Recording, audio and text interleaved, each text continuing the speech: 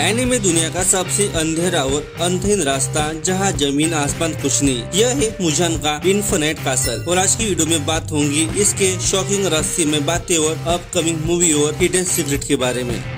Infinite castle का मालिक Muzan जरूर था, लेकिन इस किले को कंट्रोल करती है उसकी गर्लफ्रेंड नाकिमा। नाकिमा विवाह की हर स्वर को कासल की संरचना बदल देती थी, कभी दीवारें, कभी उल्टी सीढ़ियाँ। ये रीजन था कि कासल एंडलेस ट्रैप की तरह काम करता था और मूवी एडेप्टेशन में यूफोटेबल इस इफेक्ट को हाइपर रियलिस्टिक और CGI 3D बैकग्राउंड के जरिए इसे रियलिस्टिक बनाया।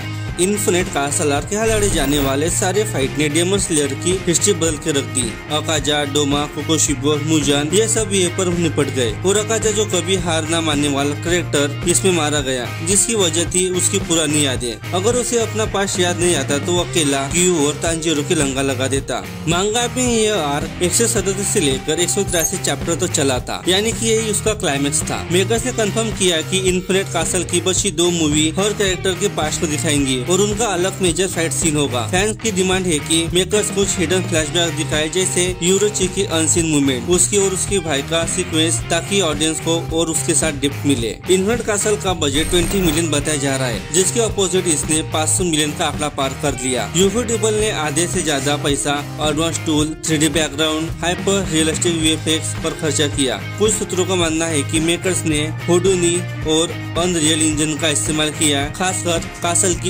इन्फिनिट फुल भुलैया दिखाने के लिए। इन्फिनिट कासल जितना आपको खूबसूरत दिखा, उसके पीछे एक बहुत ही डार्क रियलिटी छुपी हुई है, जैसे उसका क्रंच कल्चर। एनिमे बनाने के लिए यूफोटेबल के एनिमेटर को हफ्तों तक काम करना पड़ा। इसके ऊपर यूफोटेबल पर टैक्स इवोशन स्कैंडल का भी दाग है। काम का समय बहुत ज्यादा होता है, डेडलाइन, ओवर टाइम और लगातार काम करना, ये वहाँ पर एनिमेटर को मेंटल प्रेशर देने का काम करता है। इन्फिनिट कासल सिर्फ अपनी लड़ाई और स्टोरी की वजह से नहीं, बल्कि वॉइस एक्टिंग, परफॉर्मेंस की वजह से भी मास्टरपीस मानी जाती है। इस फिल्म में तांजीरो को आवाज दी है नासुकी हानाटो ने, नेजुको को अकीरा, जेनेसु को हीरो और इनुसुके को योशितो सुकु ने। जापान की वॉइस इंडस्ट्री में इनके पेमेंट करोड़ों में तो बिल्कुल भी नहीं होते। तांजीरो के वॉइस एक्टर को 5 लाख यान मिले, यानी कि भारतीय रुपए में 3 लाख रुपए, और सपोर्टिंग स्टाफ को कुछ चिल्लर मिले होंगे। डेमन स्लेयर इन्फिनिट कासल इस वक्त दुनिया भर में छाया हुआ है। जापान में रिलीज के पहले ही हफ्ते में फिल्म ने लगभग $50 मिलियन कमा लिए